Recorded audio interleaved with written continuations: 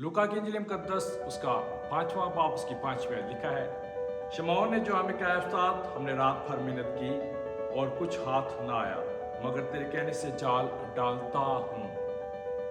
क्या आपके पास ऐसा जाल है कि आप डालो और मछलियों का गोल जो कभी आपने खींचा नहीं उसे खींच लो?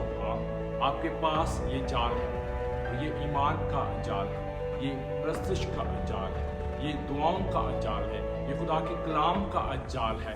इस जाल को डालो और ईमान लाओ जो कभी आपकी जिंदगी के अंदर नहीं हुआ वो होने जा रहा है। कभी इतनी मछलियां पतरस ने उसके साथियों ने नहीं पकड़ी थी, लेकिन अब पकड़ी है।